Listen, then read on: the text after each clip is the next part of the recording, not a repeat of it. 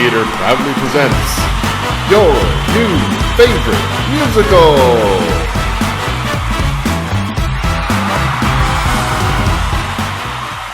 Mahalo, viewers. It's your boy Tirumari, or should I say Vacation Tirumari, introducing your new favorite musical with my co-host, Wonder Dave! That's me. I'm hosting with that guy. Therefore, we are co-hosting. That's how it works. Vacation Tirumari? That's right. I know last episode I said that I only owned one shirt, but I lied. That was a lie, and it's not canon. I guess you could say that I'm a loose cannon.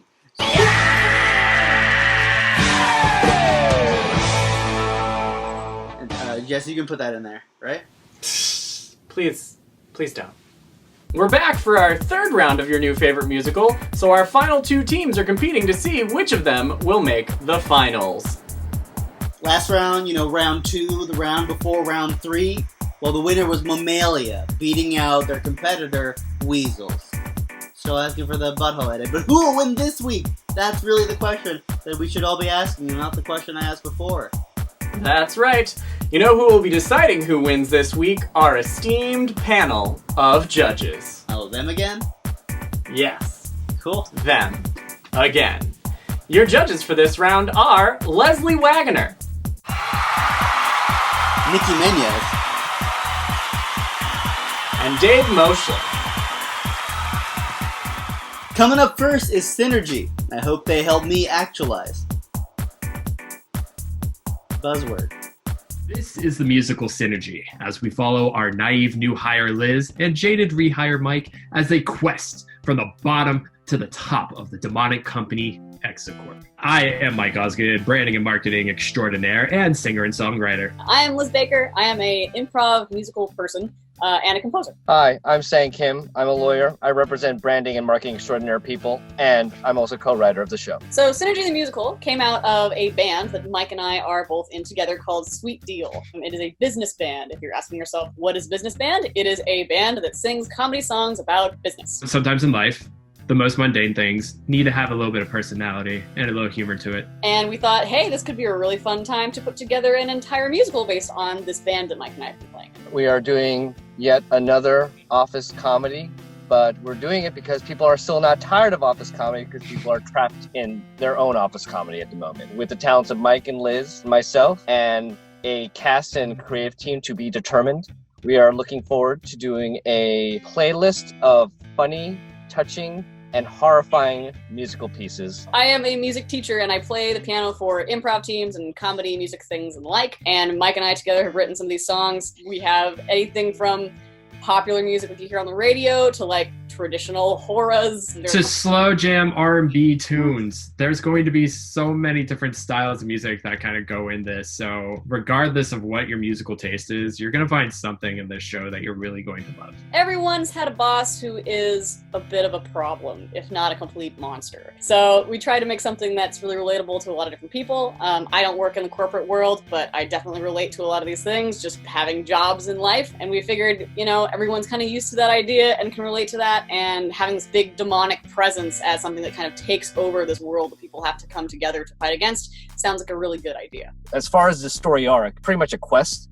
It's Dante's Inferno, except it's upside down and it's floors instead of levels. Throughout all these floors are going to be allies and enemies of different types of all sorts, and both good and evil are going to have a lot of diversity. The fact that we have an entire company that is antagonists is room for that kind of satire and criticism and everything without having to make sure that the casting call is always 20 to 40 white male for the lead. Long story short, bureaucracy is a bitch. And now, without further ado, please enjoy a bit of SINergy, the musical. Hi, let me say welcome to the Exacorp family. We're so glad to have you join us. Thank you. I am super excited. Yay, we're excited too. You're joining us as we move into an exciting time. Sounds exciting. Yay. So I think we can get started as soon as our other star comes online. Let me see. Their name is... Oh, no. Waiting for me? Hello, Sang. Mike, it is you. Yep, it's me. Hi, Liz. You must be my new teammate. Hi, Mike. It's nice to meet you. I don't understand, Mike. Why are you here? I thought you left the company. I reapplied. You? Yeah. You Yeah. reapplied to an entry-level position Yes. back at Exicorp. Yes. I don't understand. I'll wait for you to catch up. So, Liz, this is your first time at Exicorp? It's my first time anywhere, actually. It's my first real job out of college. Oh, what a coincidence. This is my first job out of college, too, way back whenever. This company sure does love fresh blood. Thank you. Sang just said you reapplied. Oh, let's save something for the team building exercises. Besides, Sang probably has some orientation guidance for us. Don't you, Sang? Yes. Thank you, Mike. You'd already know that, of course. But for you, Liz. Now that you're officially part of the team, there's just a few items I'd like to pass on to you. You know, things that'll help us keep us on track. Not to worry though, it's just a couple of small tasks around the office.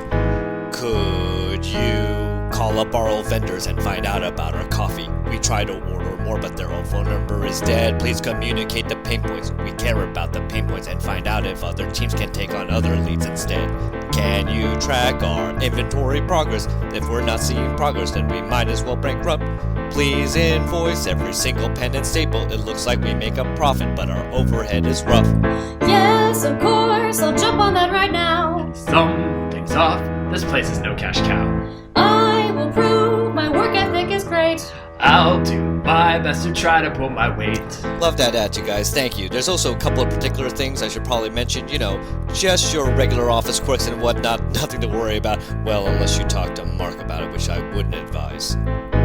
Please complete all our forecasting and share all results with Jeffrey. He's a very needy client and wants all his jackets pressed, and make copies for the basement. It's a very business basement, but don't enter down the staircase cause the paint down there is wet. Don't print copy on the printer on the first floor. Megan tried it one last year and nearly lost a hand. Don't send calls to Erin on a Tuesday. If her yoga's interrupted, she might try to get you canned. This seems strange, the workload is too big. This is great, my first professional gig. Could it be I've made my first mistake? Opportunity is mine to take. Please bring all your forms to HR. Please bring all your forms to HR. 28 floors, not too far. 28 floors, not too far. Bring them now. Bring them now. Expense reports are due. So if you can bring those up to Karen, that'd be great. Wow, that was a lot to take in. It'll be fine, Liz. Everyone gets the hang of it. You could say that you'll have all the time in the world. Why would anybody say that, Sang? So I think that covers today's orientation. I'd like to formally welcome you both to the Exicorp family. Here at Exicorp, our team is our greatest resource. And when you're moving at the speed of Just business, reading from that company press release again, aren't it's you? important to take care of your family. Gesture emphatically. You are. And by helping Exicorp, emphasis added, the world becomes our family too. Exicorp, our brand is family. Pause for dramatic effect. Thank you. I can't believe I'm back here. Neither can we. You should have run while you had the chance. What was that? Okay, bye. Happy first week. Okay. Typical. There is some kind of odd forsaken force that is kind of seeping through this building, through this company, and into its employees. And Mike and Liz, together, along with other people in the office, are going to band together to help, take this thing down. This isn't going to be a romantic drama. This is going to be comedic, buddy cop type stuff. I want the evil to be as mundane as possible, even though it's been worked up to the point where he is this dark overlord. Just like everyone else, he's just trying to make a living. Everyone feels trapped in this kind of cycle. You're gonna have change not by killing a monster and figuring out how to handle it together. We really want to build out an eclectic cast of characters that really emphasize the gears that make this dark company do the thing they do. I used to be just like you. Like me? What am I like? Bright-eyed, bushy-tailed. I am not a rabbit, Mike. It wasn't meant to be a negative, Liz. Embrace it. Your reservoir of optimism is your greatest strength right now, so use it before you lose it. What happens when you lose it? Me happens, Liz. Me. Bright-eyed and bushy-tailed, mindful of optimism, landed that dream job. Maybe through nepotism, first day jitters. Will I make some new friends, meet some new co-workers, some ride or die till the end? Is this my destiny? Is this what the future holds for me? Well, it's gonna be great. This is my fate. To make my way to the top of that ladder. Do a little work to make my wallet fatter. It's great. This is my fate. No matter what gets thrown my way, today's gonna be a really, really, really good day. Bright-eyed and bushy-tailed, mindful of realism, hoping I don't get infected by zombie nihilism. First day jitters, will I make some new friends? Just wishing I could find someone who can carry me till the end. Is this my destiny? Is this what the future holds for me? Well, it's gonna be great. This is my fate. To make my way to the top of that ladder. Show the patriarchy that my mind matters. It's great. This is my fate. No matter what gets thrown my way, today's gonna be a really, really, really good day. Now a statement from Exacorp Management. Please hold. You may be asking what the future holds. That's what we at Exacorp will help you unfold, steer you from your nightmares and into your dreams. No, it's smoke and mirrors, our audience believes. Through spreadsheets and decks and copy machines, all your KPIs you hope to redeem. We need crafty people, scrappy and lean. To help us roll the rope. To expose new users through organic conversations by synergistic management solutions verified by our proven AI-generated algorithms and crowdsourced integrations. Yeah, sure thing. It's gonna be great. This is our fate. To make our way to the top of that ladder. Get a parking spot, damn, that'd be radder. It's great. We wanted to find something that people will go home with songs stuck in their heads. Just make it catchy, make it fun, make it intriguing and mysterious. Just have a good time with it and go about things in a way that hasn't been done before. We kind of got lucky in landing the ability to do this through Zoom if we have to, which is awesome, but I definitely miss live theater, and I know that there are a lot of really fun things we could do, especially when you're talking about crazy monsters, because crazy monsters can take any shape that you want on a stage. You can use lights, you can use fog machines, you can have a giant person on stilts if you want.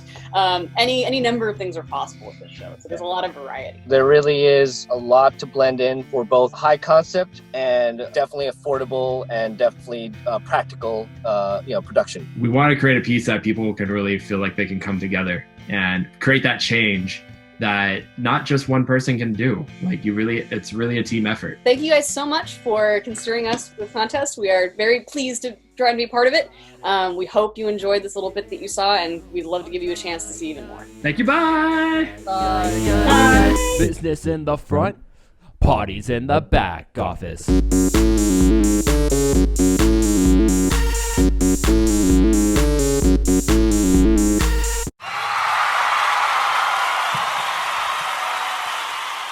Dave, that was SINergy, and I gotta admit, I don't relate.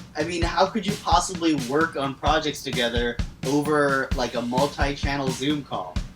Not like us, two hosts who are in the same room together. High five! Did we do it? Did it? I really hope so. Let's hear what our judges have to say. Okay, so SINergy. Very intriguing. My first reaction was that it seemed a little too topical, maybe, in the subject. But by the end, they had me very intrigued and interested to find out more. Producibility seems very straightforward. Seems like a small cast so far. Not sure about the somewhat supernatural elements, but that can always be scaled back or imaginative. I really enjoyed the storyline and how tightly woven that seemed to be into a lot of the song excerpts that they played. Enjoyed a lot of the perfect rhymes. Always appreciate that. Thank you. The music was a little bit of a mix for me. Some of it I found interesting, other parts not as much. But over time, the story really had me. Again, the supernatural element had me intrigued, especially in contrast to this quote-unquote boring topic of work. But it is something universal that a lot of people relate to. So yeah, that's my take on SINergy. Very interested to find out more. Dave, my man, you are judgedy judging, wicka wicka, judged. SINergy, the musical. What a fun concept. I really like this. The sort of office part of it obviously is, like you said, super relatable, especially for lots of us in San Francisco. We spend our days in an office, or formerly in an office, trying to make that money to make musicals like this. So you're already capturing so much of our local audience, which is great. I think there's also some great opportunities to sort of covertly, or maybe not covertly, roast some of the local tech companies. I love that as an audience member. I'm a sucker for it, and I think a lot of people in audiences would agree. I think the music is really cool. It sounds like you guys have some experience writing for, a big variety of musical styles, which is wonderful. Would love to hear even more of that, and I know we just asked you to share some snippets, and I'm already seeing that in the snippets, and I'm excited to hear what else there is and where else the music will take us. The lyrics are super clever, and I was getting a little bit of I don't know if you guys watch Crazy Ex-Girlfriend, an amazing show. It was giving me a little bit of a Crazy Ex-Girlfriend vibe, which is a huge compliment. It's, they're known for very witty and clever lyrics and sort of being secretly poignant, which I don't know if that's your goal here necessarily, and it doesn't have to be, but super clever, very well written. It sounds like there's also great potential for super open-ended casting, which you even mentioned yourself, and thank you. I think that's great. The more different kinds of people we can involve, the more different kinds of people in the audience will relate, and what's better than that? You also mentioned, and I'm glad you did, the sort of potential design concepts, and how it's pretty open-ended and can be malleable to different kinds of budgets and spaces, which is super important, and it's just great as creators that you have that flexibility up front, and great job. Thank you. Thanks, Leslie. You sure said it. All right, so SINergy. I'm really intrigued by this world. I think the story is really compelling. It's really relatable. It's very much, I would say, San Francisco culture in terms of, even if you're not in tech, knowing what it's like to be in a large organization and try to be a professional, whatever the hell that means. I think it's an interesting parallel between Dante's Inferno and working in a large office space with, different, the way the hierarchies work is super interesting. I'd love to know more. The thing about the music, though, is that you only showed us 2 songs. So even though you do open up with, you have a variety of songs using a variety of genres that help tell this story among the different levels of this office world with these characters, you didn't show much. Lucky for y'all, I believe I've seen you perform at a holiday party at Piano Fight or 2, or maybe 3. So I know what the creative team is kind of, what they're working with in terms of genre bending, and how that applies to office humor. So as far as producibility, I think this is, we're going on a trip in an office.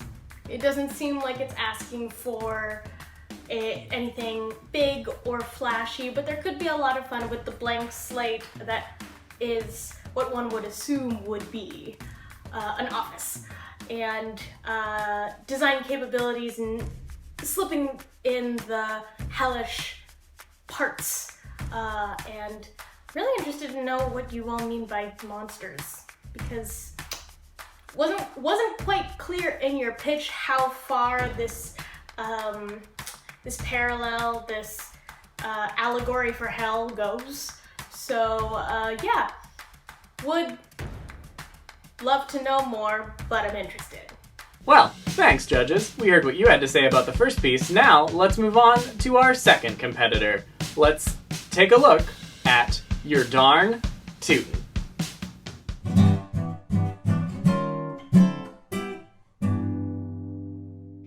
Good evening.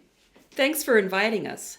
We're the Book of Jones. This is Kathy, Dennis, and Johnny. And this is Juliana, who, Don't start. Well, she's gonna be leaving us, we understand. Can we talk about this later, please? We have written some wonderful shows together, and now we have a new one created especially for the Awesome Theater. That you're not gonna be a part of. John, you know it's nothing personal. Listen, the Bay Area theater scene can be tough on a girl. Don't I know? I just want to join the tech sector and finally make some money for myself. You can't do it. Look, you can't do it. Everybody knows that creating musicals is your life. You think you're going to be happy in some startup making $1 million an hour? Our show is called Yer Darn Tootin, and it takes place on a ship. All the best musicals take place on a ship. The hero is a singer and a hoofer, and he's on his way to New York to put on a big show. His name's Bobby. Jimmy. I thought it was Tommy. Howard. Howard? It's Tommy. He's on board with his producer friend who's worried about putting on the show, getting there in time, keeping his stars out of trouble. His name is Houndstooth Huntington. Furbank Milbank. Cranbrook Witherspoon, the third. Egbert Throckmorton. His friends call him Pinky. Egbert Pinky Throckmorton. The third. We first see the two of them boarding the ship, and Tommy says... He says, I feel so good, I feel like singing. And Pinky says, why, Tommy, you always feel like singing. And so, of course, he bursts into song. On a ship you always feel like singing. See the blue sky, taste the ocean spray. On a ship you can never be unhappy. Climb aboard, it's time to sail away. On a ship there's romance and excitement, from morning time until you hit the hay. Every day brings a new adventure. Climb aboard, it's time to sail away. On board, forget all your troubles, leave them all on shore. Brown shirts and red caps, another market collapse, the threat of nuclear war. On a ship you never have to worry, no desk job, no ex-fiancé. On a ship you always have your freedom, so climb aboard, it's time to sail away. Tommy goes back to his cabin, still singing and dancing. There's a knock on the door. And it's the woman who has the stateroom next to his. And he says, I'm sorry, miss. Was I disturbing you? And she says, no, please go on. I cannot bear silence. Please make some noise. I cannot bear to be alone. Turns out she's some kind of countess, on the boat fleeing her home country. And even though they're completely different, they find that they're attracted to each other. And so they start singing. Ready, Kathy? Honey, I was born ready. Oh, I could put on my dress clothes, find the perfect rose. But why bother? Why bother with all the pretenses when I only like you just a bit? And why bother with all the expenses when afterwards I know we'll just split? Oh, I could try to stay in your favor beyond my best behavior. Why bother?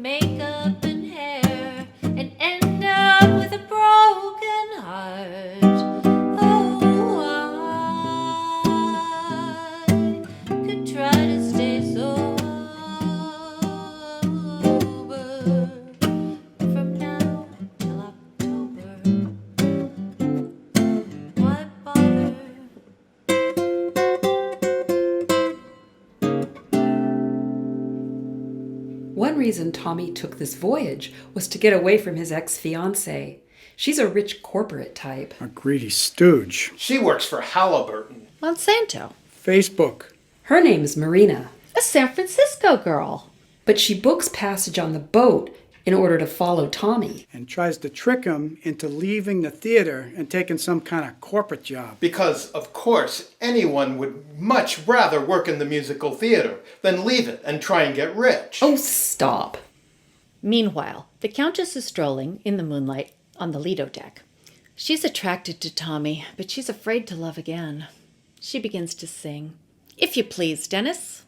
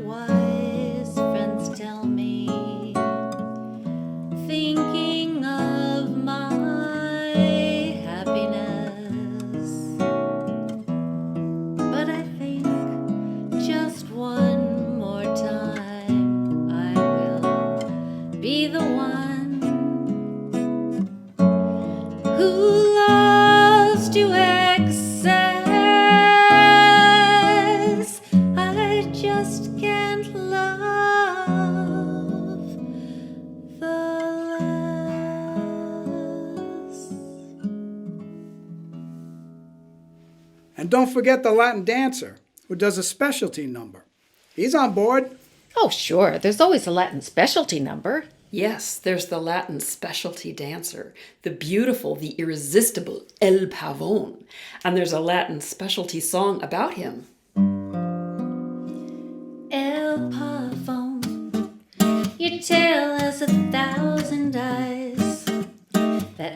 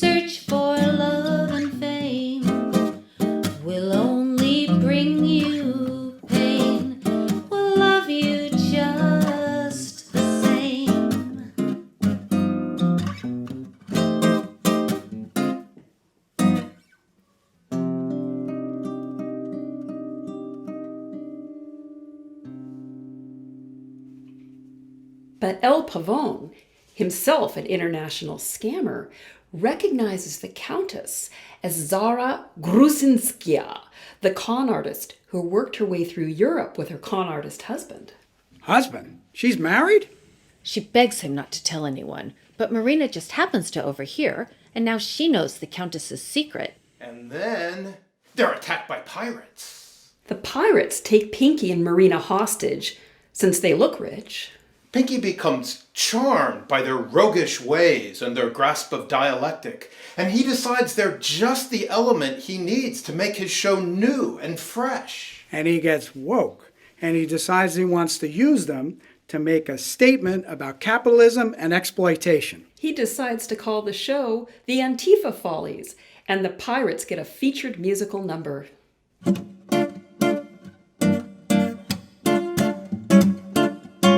Drop your books, drop your bongs, come with us and sing our songs.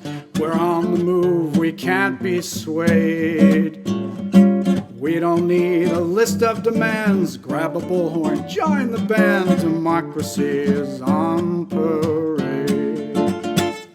No rent to pay, no rules to obey. Cast your debts away in solitude. Yes, my friends, we can be free. Democracy is on parade.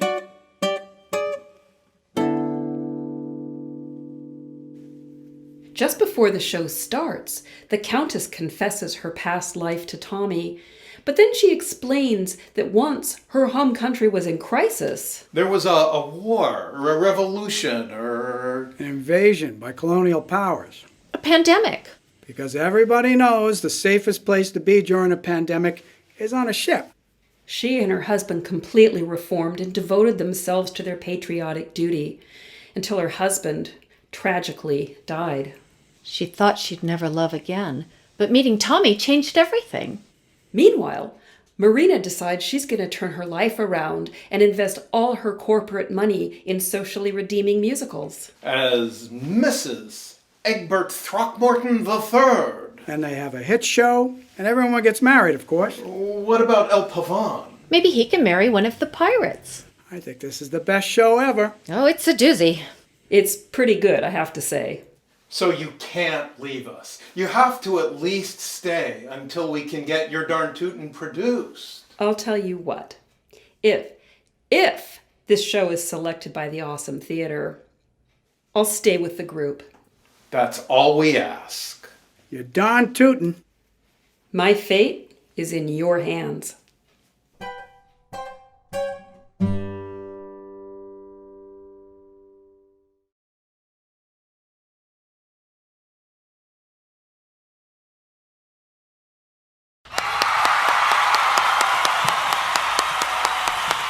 That was Yer Darn Tootin.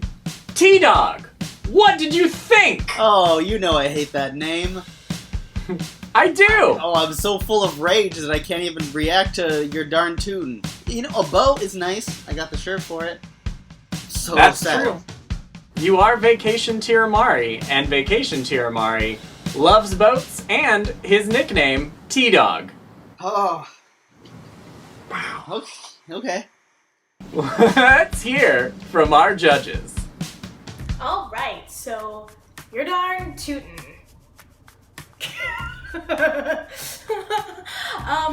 It brings a chuckle to the chest. It's such a specific aesthetic, and I think also it lends itself to a very specific genre of musical theater, giving me lots of Drowsy Chaperone vibes. The Titanic is a musical now, so we've got boats. Let's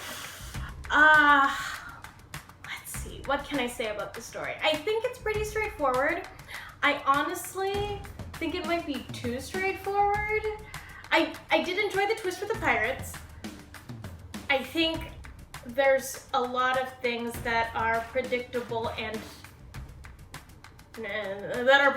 about the plot of this. Just in terms of I'm thinking specifically about the character tropes that you're using. There are funny twists, certainly, but I think something that really catches the eye and the heart is what I'm a little hungry for. The music was really sweet. Oh, I could listen to a soundtrack from this musical all day, I think. It's just so relaxing. Again, very specific in terms of genre, but leisurely, like you're on a cruise. I think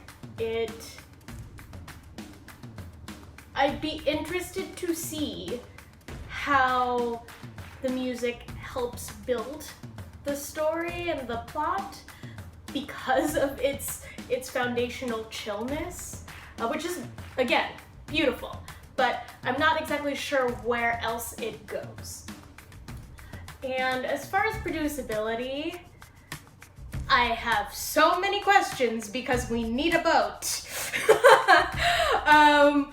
Of course, a theater boat, a stage boat. But there is the complexity of the fact that this is a cruise liner, so that means that if you really want to pay attention to detail, you have to go to different places on a very nice boat. So that means lots of specificity in terms of where we go. Like if we go to a ballroom, if we're at the bow of the ship. Bow? Yes, the bow. I'm not a boat person. Or if we're navigating a room, like one of the suites in the ship. That's very, very specific. So I have questions. I have questions about that. I think that's it. Yeah, but well done. Really well-produced pitch, I must say. Whoever's working your camera and your green screen and your costuming, on point. Props to you. Thanks, Nikki. I'll be sure not to cancel you on Twitter. Okay, Yer Darn Tootin.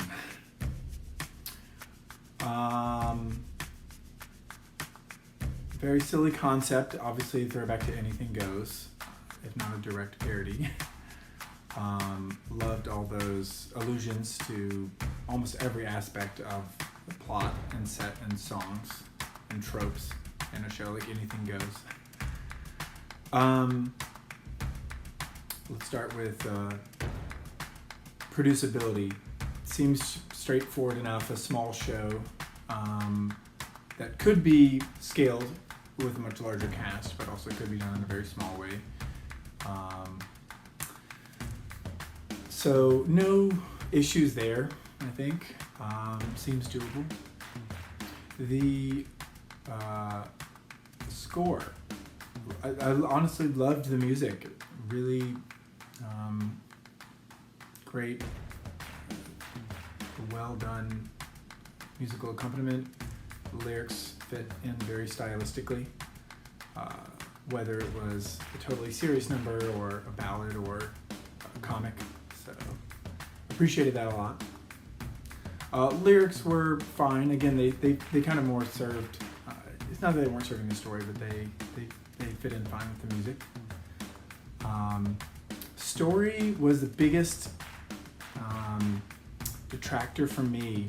Again, it's a parody. It's derivative by nature, but it almost seemed too derivative and a little almost too silly. I can't believe I'm saying that, but so that was the biggest drawback for me. So yeah, Yer Darn Tootin. Well, those are certainly thoughts that you had about the thing that we saw. Nice work, Judge. Yer Darn Tootin'. You guys seem very fun and kooky, and what a fun little group you are. A little group of nuts. I like it. It seems like, and I believe you mentioned that you've been writing together for a while, or have at least written together before, and it shows. It's really fun to watch your sort of own language or shorthand you have with each other. It's just fun. Some very polished music in here. I especially like the song about the Latin character. Just really, really nice and clean and polished. It was giving me a little bit of, I don't know if you guys know, Copacabana, the musical. That old chestnut. The plot was a little bit like that, like in reverse and on a boat, just a little bit. It's a great thing. It's a great musical. But yeah, other than that, I felt a little lost on the story. It could just be me, and it also most likely is the fact that it is really hard to distill your whole story into a little package, and I might just be missing out on some plot points that help me connect the dots. But I felt a little bit lost. What I did pick up on, however, is that you guys have this kind of self-referential tone, which I really enjoy. It's just always fun to sort of not necessarily break the fourth wall, but just freely admit to the audience that you're doing a musical. It's just fun. Takes us out of it for a second in a good way. And you guys managed to do a pirate chorus over Zoom. So all the props to you. But I do have one question for you. Dying to know. Why is it called Yer Darn Tootin? Tell me, please. Thank you. Let's find out who the winner is going to be. Advancing to the final round of your new favorite musical. And the winner is SINergy. Don't make me choose! Don't make me choose! I'm kidding.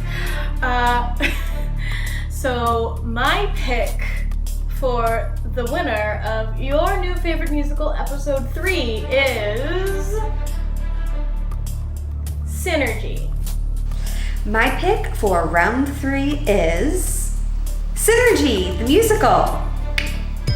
And the winner of round 3 is SINergy.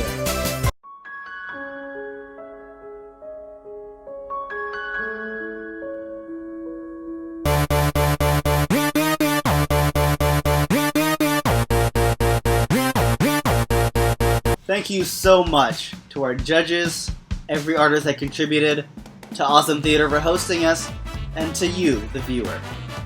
That's right, we'll be doing the finals live in 2021, provided the world isn't on fire and democracy is still happening.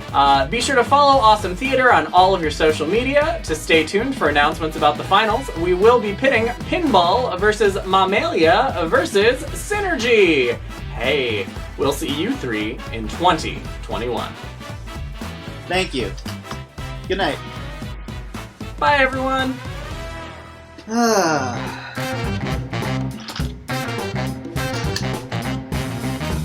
Have a baby duck.